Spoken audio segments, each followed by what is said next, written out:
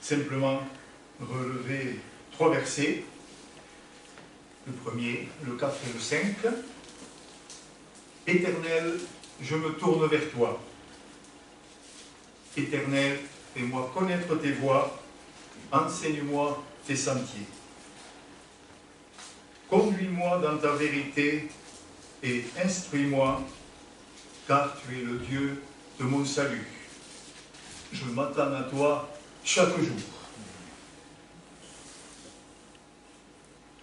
Et c'est certainement pour cela que nous sommes ici ce matin, parce que nous nous attendons au Seigneur. Il n'est pas écrit dans ce psaume chaque samedi, puisqu'à l'époque, c'était le samedi, la rencontre communautaire avec le Seigneur, ni chaque dimanche, mais chaque jour. Alors, merci Seigneur, de ce que, si je suis seul ou seul, du lundi au samedi peut-être, pour m'attendre à toi ce matin, eh bien, c'est en communauté que nous nous attendons au Seigneur, mais aussi personnellement, bien sûr, dans le tréfonds de notre être éternel. Je me tourne vers toi. Et dans cette démarche que nous avons à faire, c'est pas parce qu'on entre ici que ça y est, on est tourné vers le Seigneur. Beaucoup de choses m'ont précédé, nous ont précédé. Peut-être il y a encore juste quelques minutes qui peuvent rendre difficile la démarche de se tourner vers le Seigneur. Mais nous sommes là pour cela. Parce que le Seigneur m'y appelle, nous y appelle. Nous savons que et nous en avons besoin. Alors, avec le chant numéro 7 dans l'unisson, nous tournons les yeux vers le Seigneur. Et nous le chantons à la première personne du pluriel, pas à la deuxième. C'est écrit comme cela, tournez les yeux vers le Seigneur, comme si moi-même je n'en ai pas besoin, puis vous, oui, vous en avez besoin. Mais non, là, moi j'en ai besoin comme chacune et chacun. Tournons les yeux vers le Seigneur et rayonnons de joie. C'est ce que dit le psaume 34. C'est David aussi dans ce psaume qui dit, quand on tourne les regards vers lui, on est rayonnant de joie. Chantons son nom de tout notre cœur. Il est notre Sauveur, c'est lui notre Seigneur. Donc je vous invite à vous lever si rien ne l'empêche. Et que le Seigneur nous prépare avec ce chant à nous tourner vers lui au maximum. Tournons les yeux vers le Seigneur.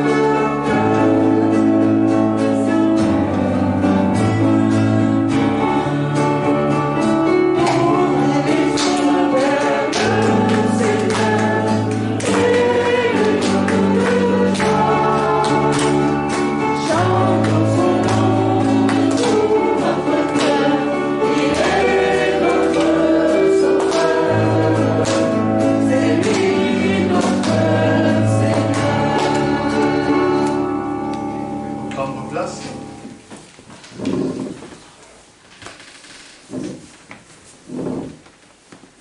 Éternel, dit David au psaume 25, je me tourne vers toi. Fais-moi connaître tes voies. Enseigne-moi tes sentiers. Conduis-moi dans ta vérité et instruis-moi.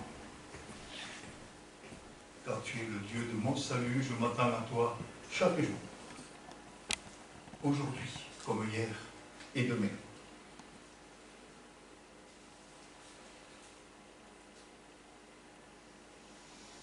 David prie avec ce psaume 25.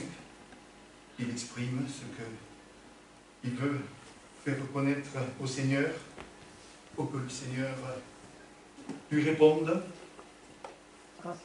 Et nous pouvons continuer nous-mêmes avec ces directions que David donne à sa prière, et aussi de m'ajouter, et nous invite en temps de recueillement que le Saint-Esprit nous donne de nous exprimer selon ce qui est le meilleur pour chacune et chacun, silencieusement ou à voix haute. Tournons les yeux de notre cœur vers le Seigneur.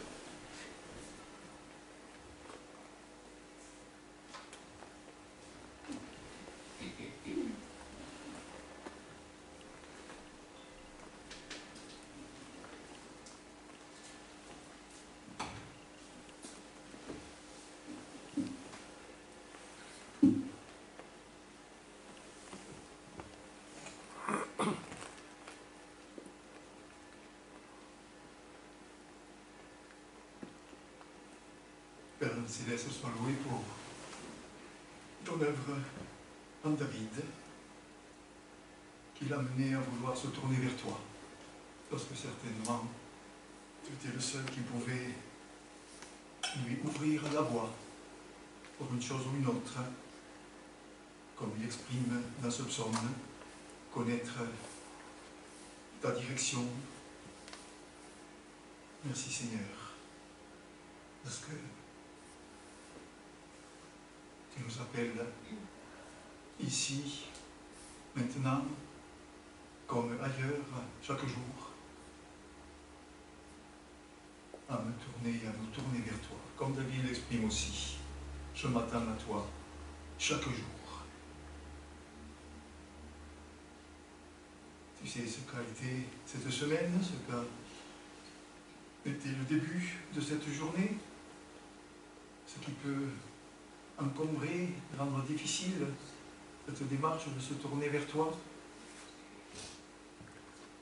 Seigneur, merci de ce que tu es là, par ta parole, par ton esprit, et tu veux disposer chacune, chacun de nous, et tant d'autres personnes qui sont assemblées en ce moment, ou qui l'ont été, ou qui le seront dans la suite de ce jour, disposées à se tourner vers toi. Dans un lieu de culte, ou dans l'isolement d'un domicile, un lit d'hôpital, une cellule de prison, dans la rue ou ailleurs, Seigneur, sois loué de ce que tu veux que quiconque a besoin, que tu te manifestes à elle, à lui, eh bien, puisse vivre cette visite de toi, d'une manière ou d'une autre. Merci de ce que tu veux le faire, hein, chacun de nous, au milieu de nous, ce matin, et dans la suite de ce jour. Agis pour que nous soyons présents à toi, Seigneur, au maximum.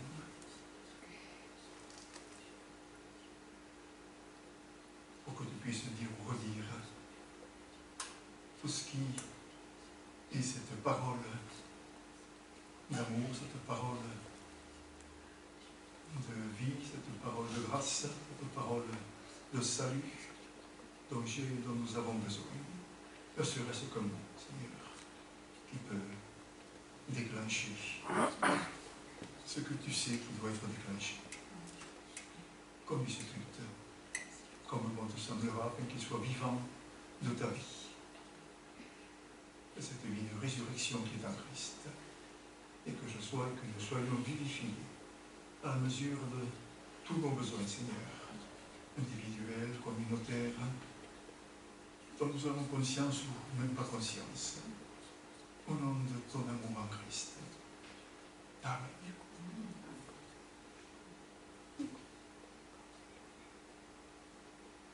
Seigneur, si ce matin nous sommes rassemblés dans cette salle, et si nous sommes venus jusqu'ici, c'est avant toute chose pour tourner les yeux vers toi, Seigneur, et te dire merci pour ce privilège que nous avons. Christian, au début du culte, parlait du voile comme Moïse, et nous, pour nous, le voile a été déchiré justement parce que nous avons libre accès à ta présence, Seigneur, et quelle grâce merveilleuse. Nous voulons, Seigneur, ce matin, te dire toute notre reconnaissance, faire monter vers toi notre louange, notre adoration, proclamer que tu es notre Dieu, que tu es notre Sauveur, que tu es celui qui nous donne la vie en abondance. Et Seigneur, ce matin, nous sommes là pour recevoir encore de cette vie en abondance, pour que tu nous visites, Saint-Esprit, pour que tu œuvres encore en nous, pour la gloire de ton nom, Jésus. Amen. Amen.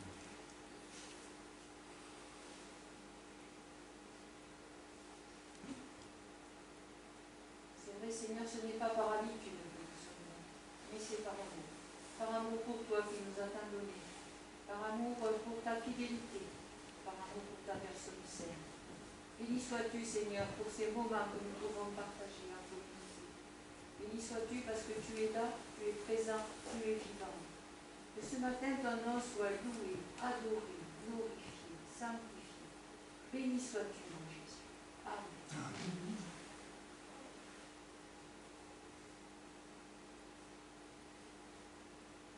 Seigneur, nous te demandons ce matin de faire taire en nous les pensées qui ne sont pas les tiennes, de mettre notre cœur dans un sentiment d'humilité devant ta grandeur, devant ta majesté, devant ta royauté, Seigneur, que nous soyons à genoux devant toi afin que tu puisses nous bénir et que nous puissions bénir ton nom, Seigneur, pour que la louange sorte de nous, Seigneur, inspirée par ton Esprit Saint, afin qu'elle soit un parfum de bonne odeur devant ton autel, Seigneur.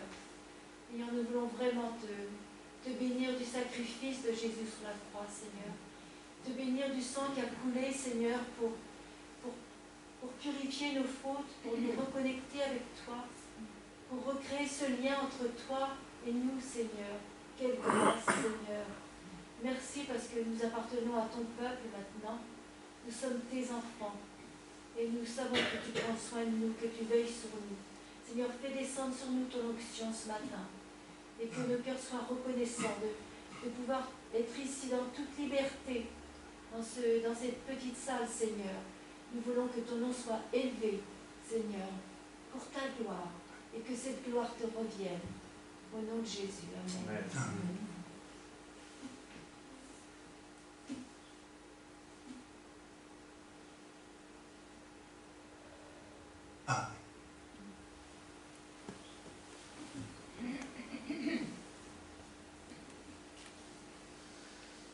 Bienvenue à chacune et chacun dans le beau nom de Jésus, celui qui m'accueille, qui nous accueille ici ou ailleurs, tel que nous sommes, pour que nous le rencontrions.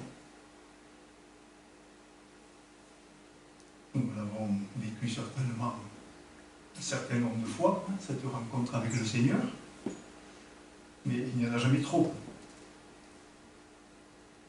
Et si nous pouvons quitter ce lieu un moment en étant réjouis d'avoir vraiment rencontré le Seigneur, d'avoir reçu quelque chose de lui, alors nous pourrons être rayonnants de joie, comme nous l'avons chanté.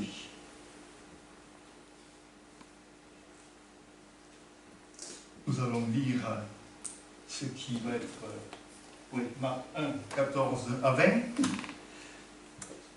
Un verset par personne.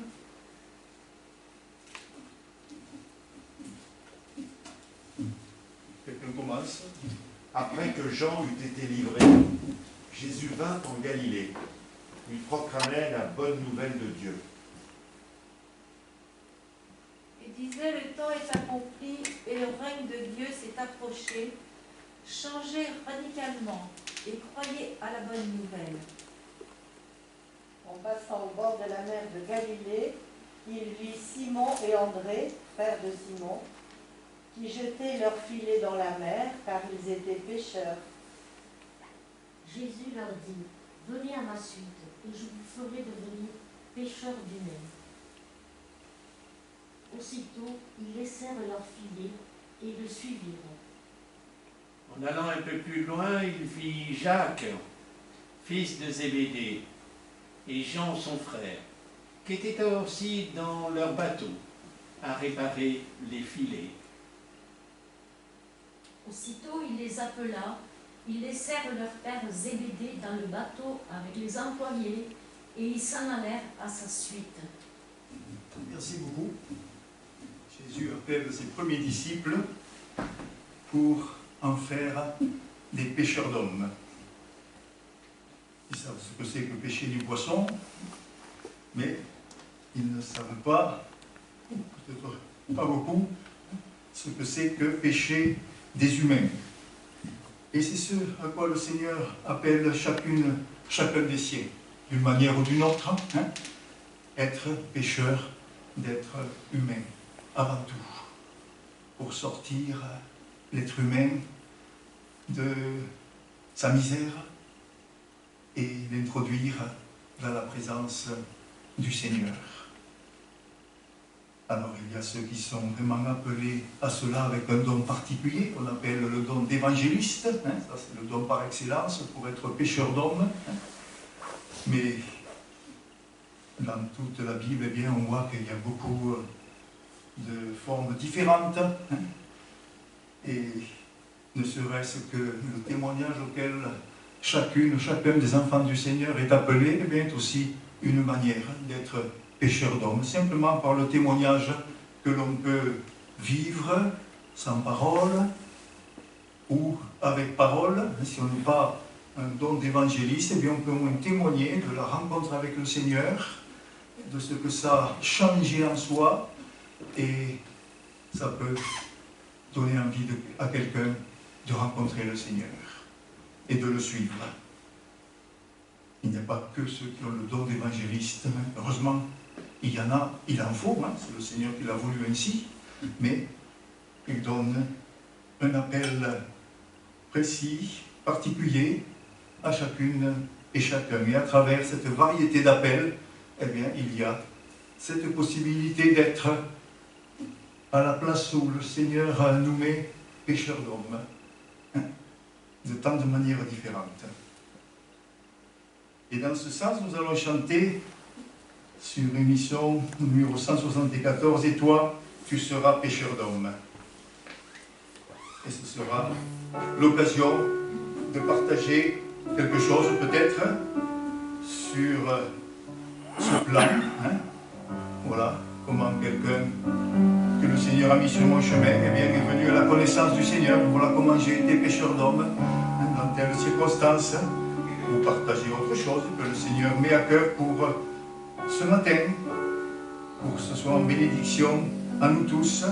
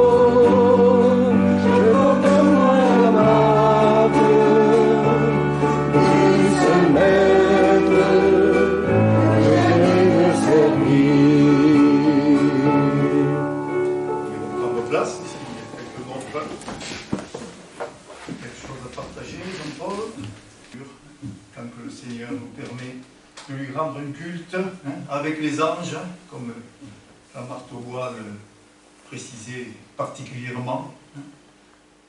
Ce n'est pas uniquement ici sur terre, mais c'est avec les anges, comme on le chante aussi parfois, que nous avons à progresser, à persévérer. Comme là aussi Jean-Marc Taubois le disait, que c'est le culte de l'Église qui accélère le retour du Seigneur.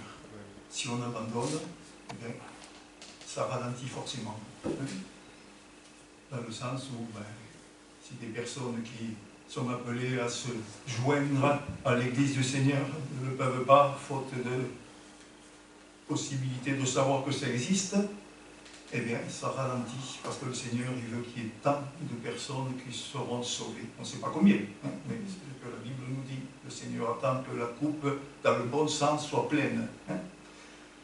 Et donc, persévérons. Et merci de ce que nous pouvons le faire. Moi aussi, j'ai été affecté par le décès de Philippe Mus, que j'avais connu enfant, lorsque je servais le Seigneur après l'école de formation en 1971 à Lille, avec Jackie Yapoudjian. La famille Munch était à Roubaix et nous collaborions au maximum. Et ainsi, j'ai connu les 3 enfants Munch, dont Philippe. Et puis après, pendant des dizaines d'années, je ne l'ai plus vu, puisqu'il était en Afrique, pour commencer.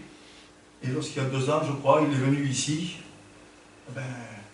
j'ai cru que c'était Corin, son oncle. Tellement il lui ressemblait. Et il a assuré la prédication, je me rappelle, et à la fin du culte, j'ai été le trouver, je lui ai dit combien j'avais apprécié de le rencontrer, non plus comme enfant, mais comme adulte, et combien j'avais apprécié cette prédication. Et je disais, ce serait bien qu'un jour, il vienne à Mazamet. Un homme comme ça, ça m'aurait plu. Mais voilà, le Seigneur en a décidé autrement. Ça n'enrichit pas évidemment l'armée du salut sur le plan humain, sur le plan du nombre de servantes et serviteurs, mais le Seigneur a quelque chose à dire, je ne sais quoi, à travers cela. Et nous allons chanter la 3e strophe. Là-bas, mon bateau sur le sable reste seul. Mon bateau sur le sable reste seul.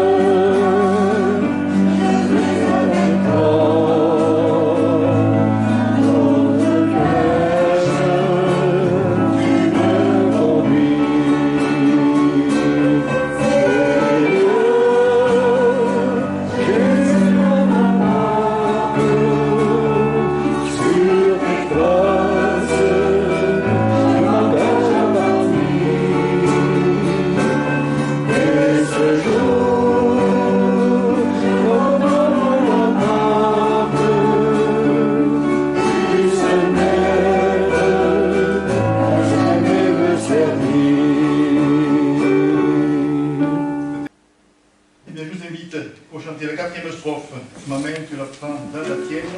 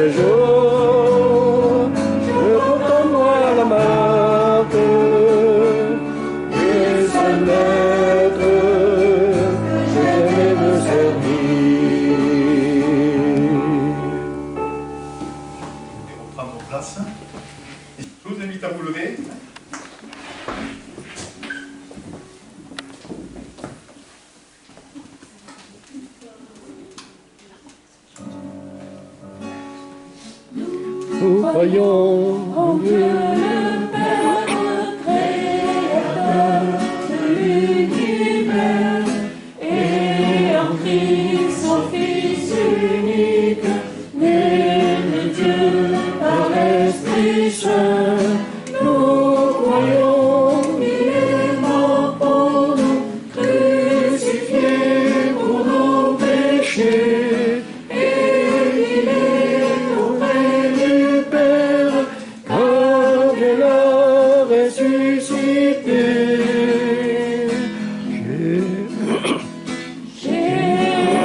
Jésus, roi des rois, roi des rois, Jésus, roi des rois, roi des rois, Jésus, roi des rois, roi des rois,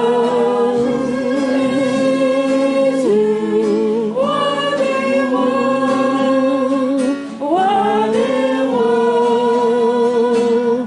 Ton nom est tout-puissant,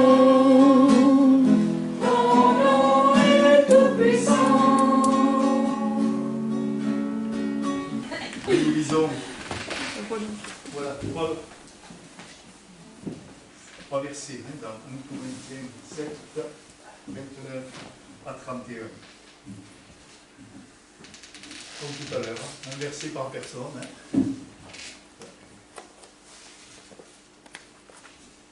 Ce que je veux dire, frères et sœurs, c'est que le temps est court. Désormais, que ceux qui ont une femme soient comme s'ils n'en avaient pas. Ceux qui pleurent comme s'ils ne pleuraient pas, ceux qui se réjouissent comme s'ils ne se réjouissaient pas. Et ceux qui jouissent de ce monde comme s'ils n'en jouissaient pas, car le monde dans sa forme actuelle passe.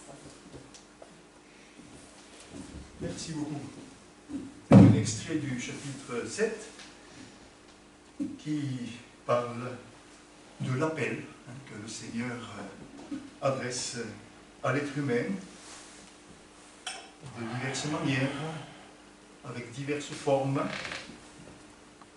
Et lorsque l'apôtre Paul a écrit cela aux chrétiens de Corinthe, nous étions à peu près vers l'an 50 de notre ère. Et déjà l'apôtre Paul, comme les chrétiens à ce moment-là, eh bien, qui étaient sous la persécution et qui aspiraient à ce que Jésus revienne le plus tôt possible pour être libérés de la persécution, déjà l'apôtre Paul écrit « Le temps est court ». Vers l'an 50 de notre ère, nous sommes presque 2000 ans plus tard. Alors, le temps est court, si l'apôtre Paul serait là, qu'est-ce qu'il dirait, Et pourtant, il veut, et ça avait toute son importance à ce moment-là, comme ça a encore plus d'importance aujourd'hui, parce que nous, je crois que personne ici pourrait dire, oui, on a le temps, voilà, le Seigneur ne va pas revenir de sitôt. Non, je crois que si l'apôtre Paul a écrit « Le temps est court », alors qu'est-ce qu'il faudrait écrire aujourd'hui, Je ne sais pas, je n'ai pas réfléchi aux mots qu'il faudrait employer, mais qu'est-ce qu'il faudrait écrire ce matin par rapport à l'imminence du retour de Jésus.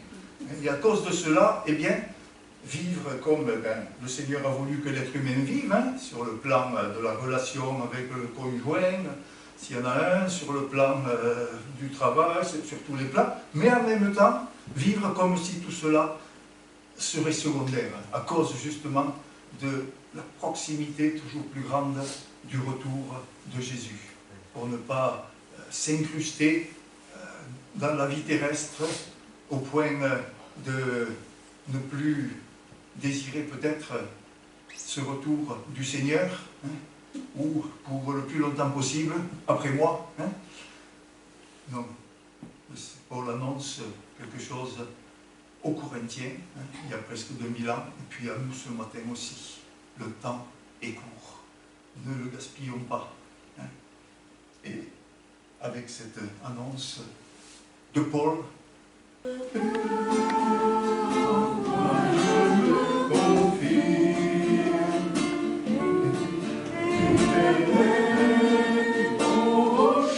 Oh,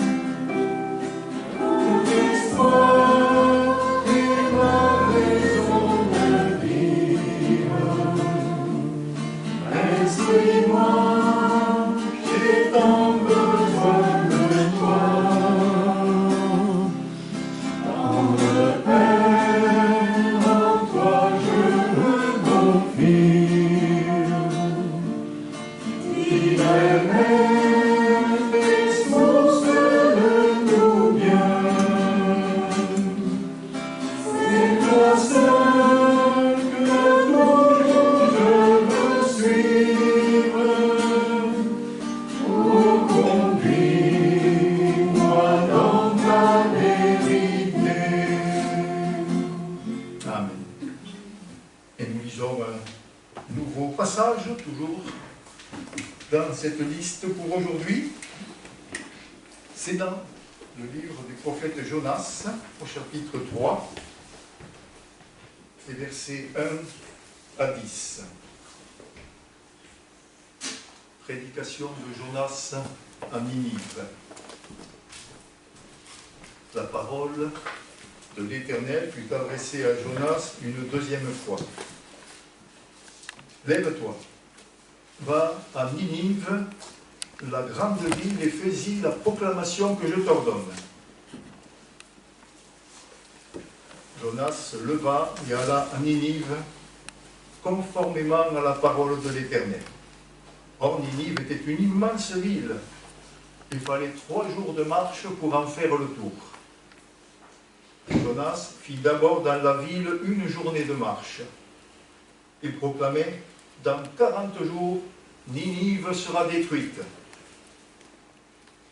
Les habitants de Ninive crurent à Dieu. Ils proclamèrent un jeûne et s'habillèrent de sacs, depuis les plus grands jusqu'aux plus petits. Le roi de Ninive apprit la nouvelle. Il se leva de son trône, retira son manteau, se couvrit d'un sac et s'assit sur la sable. Il fit faire dans Ninive cette proclamation, par ordre du roi et de ses grands, que les hommes et les bêtes, les bœufs et les brebis ne goûtent de rien, ne mangent pas et ne boivent pas d'eau. Que les hommes et les bêtes soient couverts de sacs, qu'ils crient à Dieu avec force, et qu'ils renoncent tous à leur mauvaise conduite et aux actes de violence dont leurs mains sont coupables. Qui sait si Dieu ne se ravisera pas et ne reviendra pas sur sa décision, s'il ne renoncera pas à son ardente colère, de sorte que nous ne mourions pas. Dieu vit ce qu'ils faisaient. Il vit qu'ils renonçaient à leur mauvaise conduite. Alors Dieu regretta le mal dont ils avaient menacé et ne le fit pas. Et avant de nous arrêter un peu sur ce chapitre 3, invoquons le Seigneur. La parole est la vérité. Seigneur, sanctifie-nous par ta vérité. Au nom de Jésus.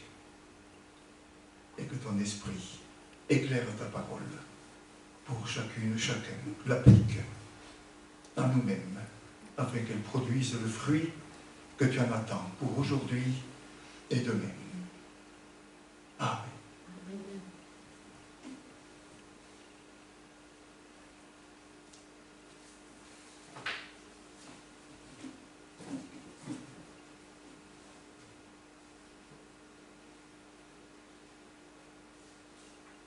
Je ne sais pas si parmi nous, il y aurait quelqu'un qui ignorait jusqu'à maintenant l'existence de Jonas, ce prophète,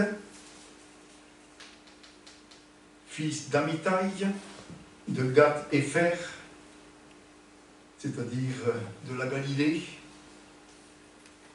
Il vivait dans le royaume du nord d'Israël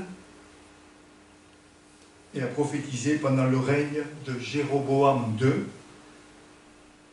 ce qui le situe dans la première moitié du 8e siècle avant Jésus, entre 800 et 750 avant Jésus. Et il avait pour mission de transmettre le message divin à des ennemis de son peuple, à Ninive, qui est au nord de l'Irak actuel. Et pour bien profiter de ce chapitre 3, évidemment, le mieux c'est d'avoir lu tout le livre, qui n'est pas long, puisqu'il y a 4 chapitres. Mais on ne pouvait pas le faire ce matin. Alors si vous ne l'avez pas lu, ben, je ne peux que vous inviter à le lire.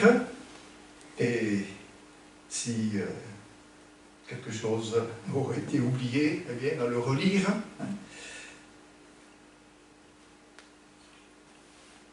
Mais comme nous le lisons au tout début, au chapitre 1 et au verset 1 et 2, lors de l'appel premier de Jonas, eh bien, la parole de l'Éternel fut adressée à Jonas, fils d'Amittai, « Lève-toi, va à Ninive, la grande ville, et crie contre elle, car sa méchanceté est montée jusqu'à moi. » Et suite à cet appel, il nous est dit au verset suivant que Jonas, eh bien, s'est enfui à l'opposé, hein, au lieu d'aller d'Israël vers le nord de l'Irak actuel, eh bien, il est allé vers l'ouest, hein, vers Tarsis, dont on pense qu'il s'agit peut-être de l'Espagne. Hein. Les textes que nous avons lus ce matin ont un point commun. L'appel reçu de Dieu. Qu'il s'agisse de Jésus qui a appelé des disciples, ce que nous avons lu dans Marc, qu'il s'agisse de ce que dit Paul, puis Jonas, hein, nous venons de le lire. Nous nous arrêtons un peu ce matin sur l'origine de cet appel pour Jonas, hein, ce qui a causé cet appel et sa réalisation. Ainsi, est-ce que ce que Jonas a manifesté après le deuxième appel, puisque c'est ce que nous avons lu, hein, au chapitre 3, au chapitre 1er, bien, bon, il part au plus loin, hein, pour fuir cet appel, mais avec ce qui lui est arrivé, au deuxième appel, il dit présent au Seigneur. Alors est-ce que c'est un appel 100% venant du Seigneur ou une simple décision humaine? On ne sait pas grand-chose sur Jonas, si ce n'est à travers une annonce faite un jour et qui a été réalisée par le roi Jéroboam II, comme on peut le lire dans le deuxième livre des rois, chapitre 14, verset 25. Et ce qui nous est dit au début du livre de Jonas, chapitre 1, verset 1, « Lève-toi, va à Ninive et crie contre elle. » Voilà tout ce qu'on peut apprendre avant le chapitre 3 concernant Jonas. Qui est ce prophète? D'où vient-il? Déjà, son prénom signifie, comme tout prénom en hébreu, quelque chose. Est-ce que quelqu'un le sait? Ce que signifie Jonas. Mais ça signifie colombe. C'est-à-dire tout l'opposé de quelque chose qui est violent. Ainsi, on peut dire que Jonas est quelqu'un qui doit être pacifique. Or, Ninive, la capitale de l'Assyrie, en un seul mot, L', puis Assyrie, c'est-à-dire le royaume qui était au nord d'Israël, et qui représente le nord de l'Irak actuel, quelque chose près. Il nous est dit que Ninive et ce royaume, eh bien, sont belliqueux. Comme dans le livre de notre prophète Nahum, au chapitre 3, au verset 1, on peut le lire au sujet de Ninive, c'est une ville sanguinaire. Elle avait pour roi un ennemi d'Israël qui usait de la cruauté la plus féroce envers les vaincus, envers les prisonniers qui étaient ramenés à Ninive. Le roi leur faisait trancher les mains, les pieds, le nez, les oreilles.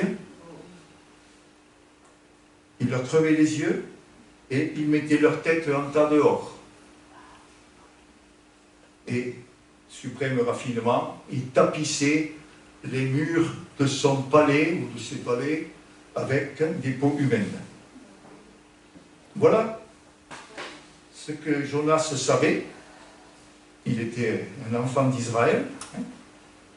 Et face à l'appel du Seigneur,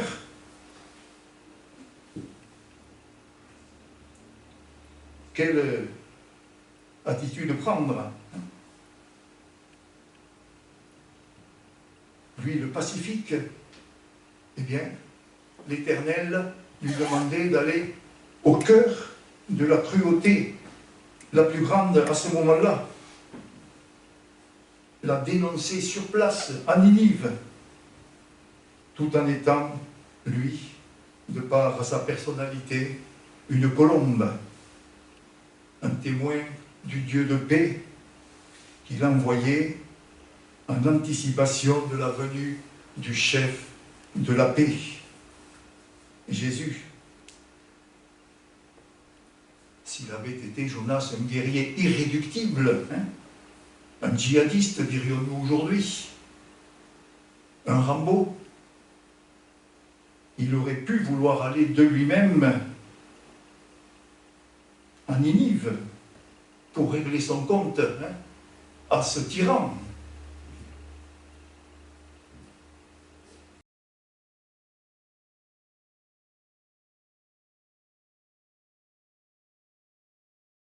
Qu'est-ce qui pouvait le motiver, vu l'enjeu mortel qui était devant lui, pour obéir à l'Éternel?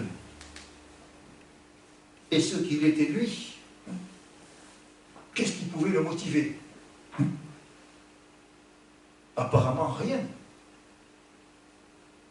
Si aujourd'hui, le Dieu de la Bible, le Dieu de Jésus-Christ, disait Christian, ou Monique, ou Joël, ou Geneviève, ou Jean-Paul, ou Jean-Louis, ou on peut chacun ajouter notre prénom, va par exemple à Pyongyang, en Corée du Nord, et dit au tyran de ce pays, encore tant d'heures, on n'en est plus dans les jours là, aujourd'hui, encore tant d'heures, avec l'arme nucléaire, et la Corée du Nord sera détruite.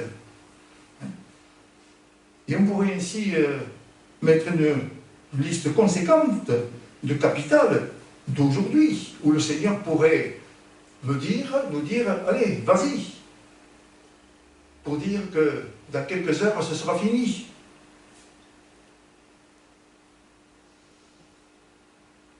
Qui de nous irait tout de suite? Ne ferions-nous pas comme Jonas, qui a peut-être pensé qu'en allant à la limite du monde connu d'alors, Tarsis, peut-être, il ne serait plus en présence de l'Éternel, et donc il n'aurait plus rien à voir avec cet appel, puisqu'à l'époque, évidemment, beaucoup de peuples pensaient que le Dieu qu'ils adoraient, eh bien, c'était un Dieu qui était limité par des montagnes ou au contraire des plaines. C'était un Dieu d'un endroit et puis ailleurs, c'en était un autre. Donc si on quittait l'endroit qui correspondait à tel Dieu, eh bien, on n'était plus soumis à ce Dieu.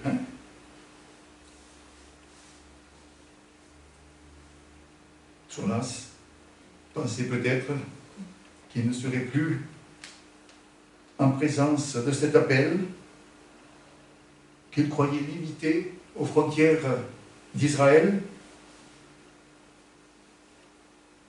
Nous ne pouvons plus penser ainsi, déjà avec le psaume 139, à travers lequel David nous dit, mais où que j'aille, tu es là Seigneur, je ne peux pas m'échapper, je ne peux pas te fuir, c'est impossible, je l'ai expérimenté, il n'y a pas moyen, tu es toujours là quand je crois que tu ne seras plus là. Ne ferions-nous pas comme Jonas? On lui fait un mauvais procès, en lui disant tout de suite, ah, le vilain, il a désobéi. Combien de fois j'ai pu entendre cela, ou le lire.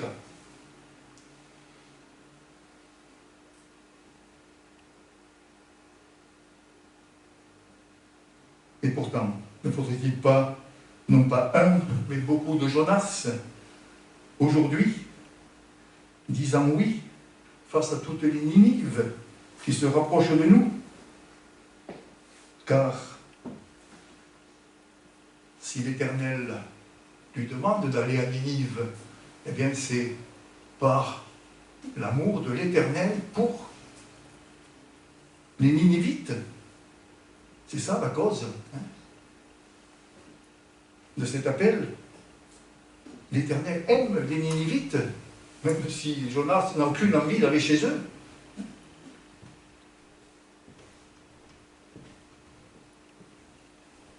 Un amour que le prophète pensait réservé aux Israélites. Et avec ce qu'on peut lire dans la suite, au chapitre 4, et qui est déjà présent au tout début, avec la fuite de Jonas vers Tarsis, eh bien on peut constater que Jonas n'appréciait pas cet amour de l'Éternel pour d'autres personnes que les Israélites, et particulièrement des personnes ennemies des Israélites, des personnes qui voulaient supprimer Israël d'une manière ou d'une autre. Jonas n'appréciait pas que l'Éternel aime aussi les non-juifs afin qu'ils puissent eux aussi être sauvés. Même si la méchanceté des Ninivites était montée jusqu'à l'Éternel, la coupe était pleine, nous dit le début du livre. Nous l'avons lu tout à l'heure. Un amour divin pour Jonas aussi, qui ne pouvait humainement et spirituellement peut-être obéir,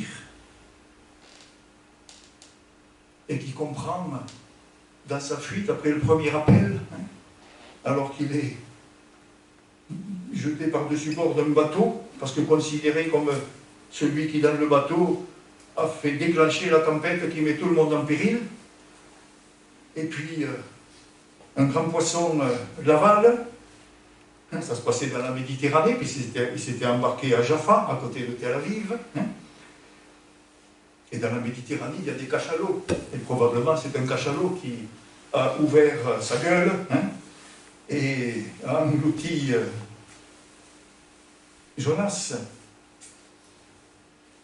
Et il m'est arrivé de lire, d'entendre, je ne me souviens pas, le témoignage de quelqu'un qui disait qu'un pêcheur, c'était au XXe siècle, si je ne fais pas erreur, un pêcheur avait aussi chuté de son bateau et il avait été avalé par un cachalot. Et 3 jours après, eh bien, il en était sorti. Donc, ce que dit la Bible concernant Jonas, eh bien, c'est quelque chose qui est à prendre au sérieux, même si on peut y voir d'autres résonances.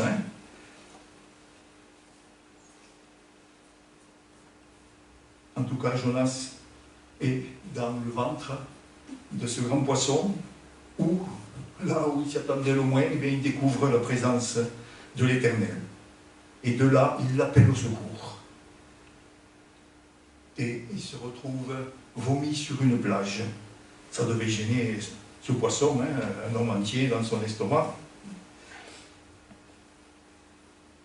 C'est ce que nous pouvons lire au chapitre 1 et 2, 3 jours plus tard, anticipant en cela la mort et la résurrection de Jésus, le sauveur de Jonas. C'est sur quoi Jésus lui-même a dit quelque chose dans Matthieu, au chapitre 12 et au verset 40, lorsqu'il dit de même que Jonas a été 3 jours et 3 nuits dans le ventre d'un poisson, eh bien le Fils de l'homme sera 3 jours et 3 nuits dans le ventre de la terre. Jonas n'est pas insignifiant pour Jésus. De même que qui que ce soit sur cette terre. Même si un temps, eh bien, on peut avoir cherché à fuir le Seigneur. Il y a toujours une occasion pour expérimenter quelque chose de la bonté de l'Éternel, comme le dit Jonas au chapitre 2 et au verset 9.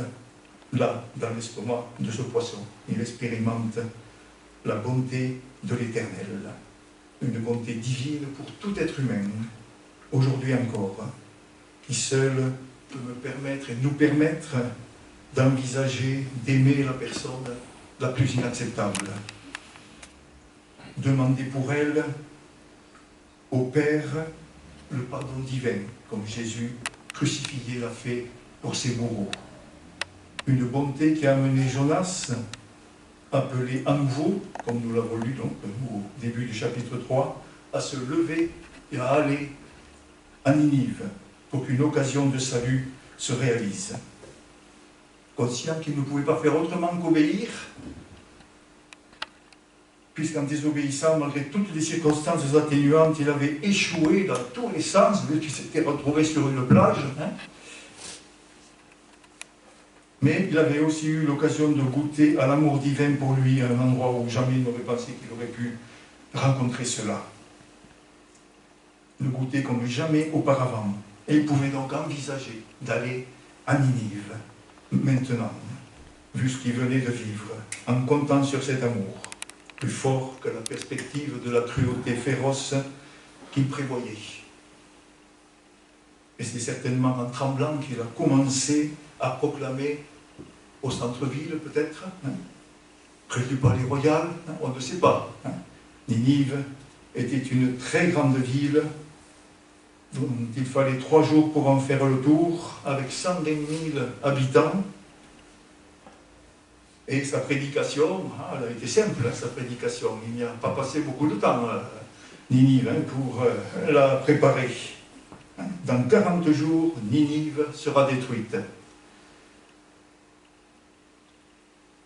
C'est pas ce qui est long qui est forcément le mieux. C'est ce qu'il fallait que les Ninivites entendent.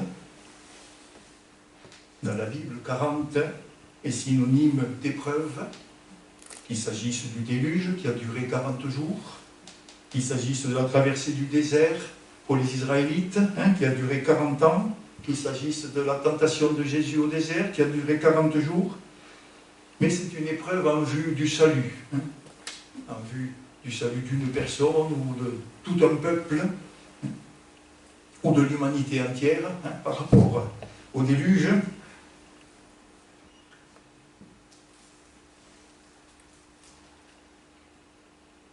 Pas forcément dans tous les sens du mot salut. Non pas qu'il ne faille pas chercher à remplir toutes les cases, bien sûr, mais il y a des premières nécessités sur le plan du salut d'une personne ou d'un groupe. Par quoi ça doit démarrer, et puis ensuite on peut remplir d'autres cases.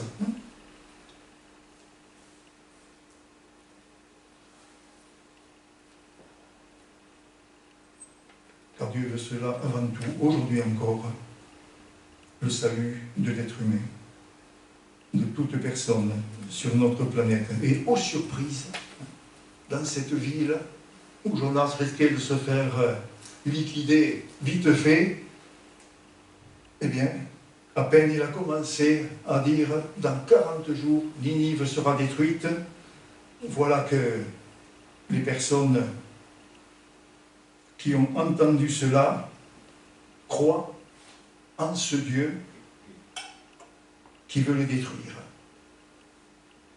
Sont convaincus, comme le dit l'évangéliste Jean, au chapitre 16, versets 8 à 10, de péché, de justice, de jugement. Ils expriment extérieurement leur humiliation et leur deuil, donc en se couvrant de sacs, depuis le plus humble citoyen de Ninive jusqu'au roi, et même les animaux, et en s'asseyant sur la cendre. C'est un signe de deuil dans la pensée hébraïque, et plus qu'hébraïque, puisque ça a été la réaction spontanée. Tous les niveaux de la société sont touchés, et le roi a cru bon d'ajouter à cela les animaux, je ne sais pas pourquoi. Les animaux ils vivent en fonction de leur instinct, ils n'ont pas de sens moral, hein, en tout cas pas comme nous. Et pourquoi les mettre dans le même panier que les Ninivites qui, sciemment, ont été violents, je ne sais pas. Hein. Aujourd'hui, en tout cas, c'est plutôt nous qui avons à nous frapper la poitrine par rapport aux animaux, tellement nous leur faisons du tort, hein, de tant de manières.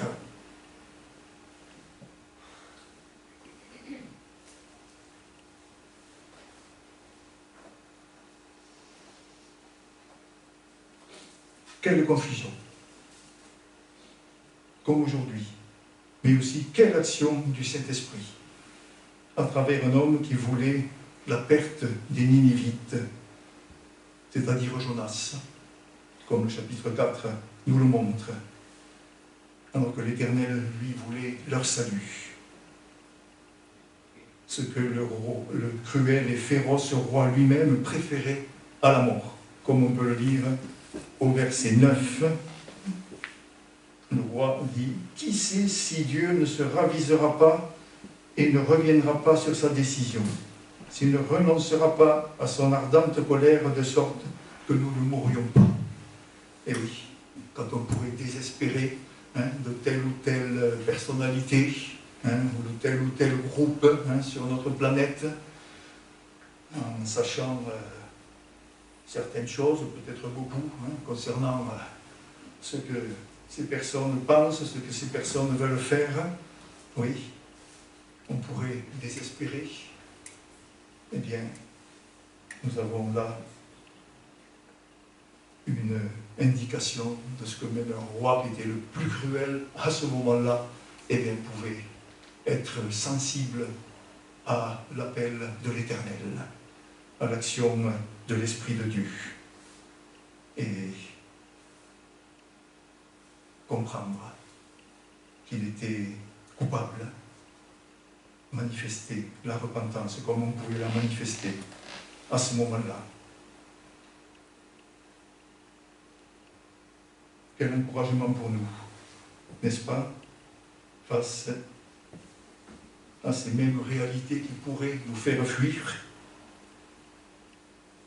et que le Seigneur nous appelle à affronter avec lui.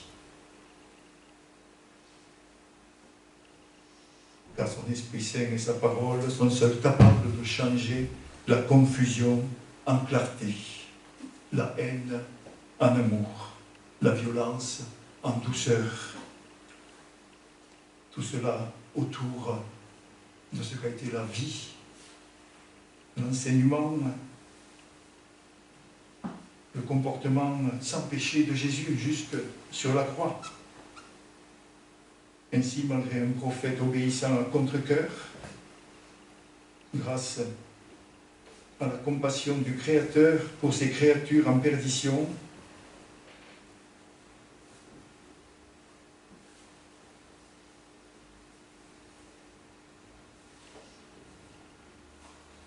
les paroles divines ont agi, produisant la repentance. Mais est-ce qu'il y a eu une conversion totale des Ninivites? Nous ne le savons pas. En tout cas, ce que nous apprenons aussi par la Bible, c'est que Ninive a été détruite en l'an 612. Ça se passait au début du 8e siècle avant Jésus, entre 800 et 750, et en 612, Ninive a été détruite. Et il n'y en a plus eu de traces jusqu'à la moitié du 19e siècle.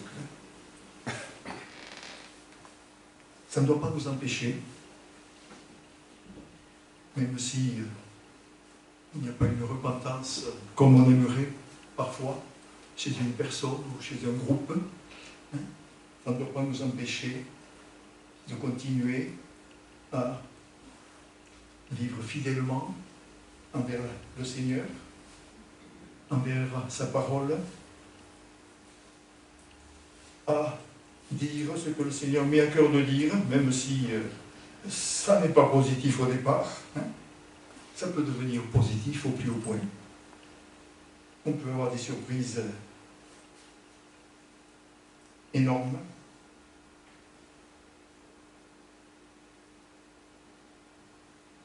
Et s'il y a quelque chose qui, évidemment, n'est pas facile à dire à quelqu'un ou à un groupe, c'est cette réalité de la culpabilité, à cause de ceci ou à cause de cela. Et aujourd'hui, tout est fait pour que on évacue cela. Il ne faut surtout pas stigmatiser. C'est dangereux. C'est très dangereux. Et pourtant, c'est parce que Jonas, il a été franco.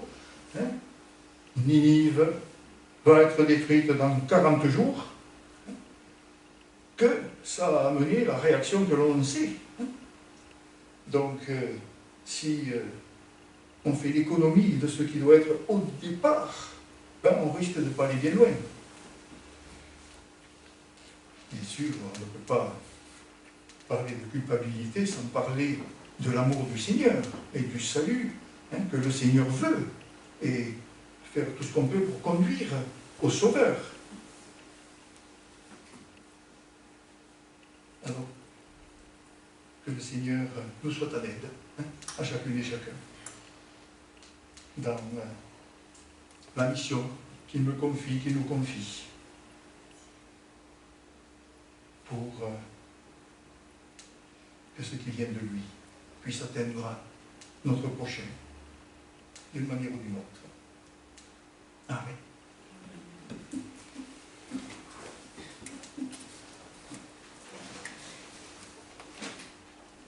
Nous allons chanter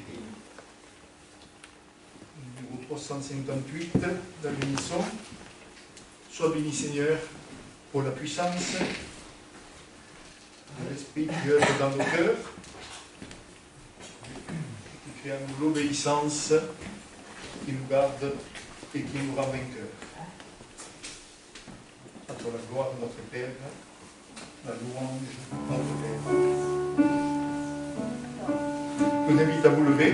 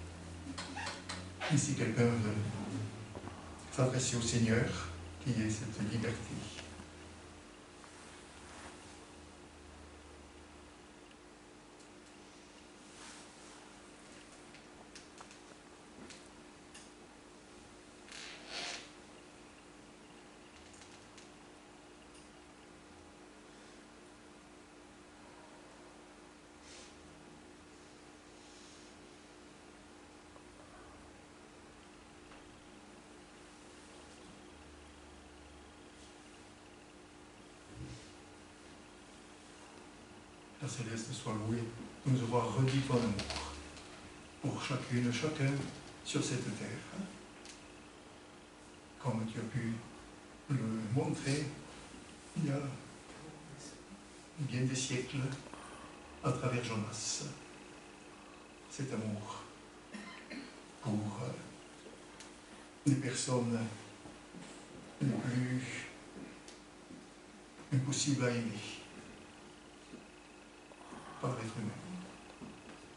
Cet amour pour l'être humain que tu as envoyé pour les appeler à regarder à toi, à se repentir. Merci pour ton œuvre dans Jonas que tu as transformé pour qu'il réponde à ton appel. Et tu sais ce que tu me demandes, ce que je me demande aujourd'hui, là où nous sommes, en fonction de ce que j'ai, ce que nous avons comme possibilité, jour après jour, pour être des témoins de cet amour, pour dire ce que tu veux que l'être humain entende de toi, pour être sauvé individuellement et collectivement. Seigneur, merci, parce que tu respectes les hésitations que nous pouvons avoir, les oppositions. Tu n'es pas quelqu'un qui fait de nous des marionnettes. Et tu attends que ton œuvre se fasse pour que nous ayons conscience des personnes et des choses différemment pour pouvoir témoigner de toi utilement, efficacement. Agis, Seigneur, pour que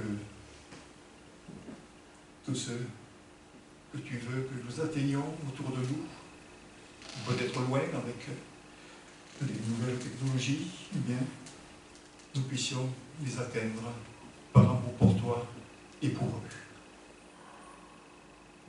Merci parce que tu as produit cela chez Jonas comme chez d'autres avant lui et jusqu'à aujourd'hui. Et tu veux continuer dans notre temps où nous sommes obligés de nous éloigner les uns des autres avec tout ce que cela entraîne comme perturbation, comme souffrance. Seigneur, donne-moi et donne-nous de manifester ton amour dans ces circonstances que nous ne connaissions pas il y a un an et à cause desquelles nous avons à apprendre tant de choses pour pouvoir continuer à être le témoin dont tu as besoin. Merci de ce que tu veux, par ton esprit, ta parole, agir en chacun des tiens, pour que tu puisses continuer à atteindre toutes celles et ceux qui en ont besoin, au près comme au loin, et que ton Église soit maintenue, que ton Église se développe, Seigneur, malgré tout ce qui peut sembler produire le contraire. Sois béni, comme nous venons de le chanter, pour ta puissance, la puissance de ton amour, en Jésus-Christ. Amen.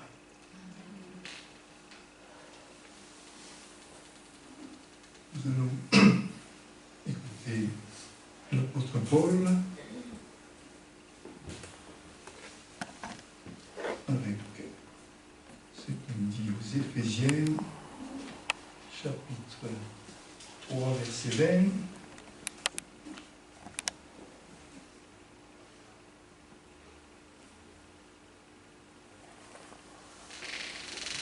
À celui qui peut faire, par la puissance qui agit en nous, infiniment plus que tout ce que nous demandons ou pensons, à lui soit la gloire dans l'Église, en Jésus-Christ, pour toutes les générations, au siècle des siècles. Amen.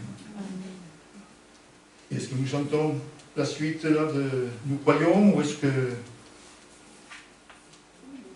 Bon, alors, la deuxième strophe, qui est l'envoi au service du Seigneur.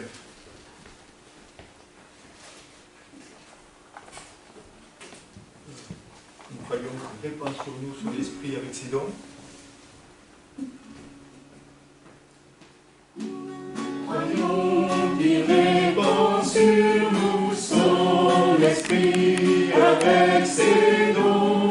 Notre Dieu, par sa parole, nous envoie vers les nations et revient avec puissance pour juger sa création. Pour genoux et bas devant lui, quand les anges confesseront.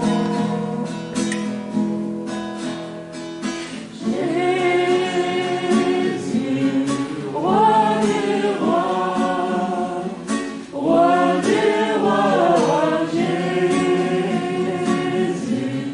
roi des rois, roi des rois, Jésus, roi des rois, roi des rois, Jésus, roi des rois, roi des rois. Ton nom est tout-puissant, ton nom est tout-puissant, tout-puissant.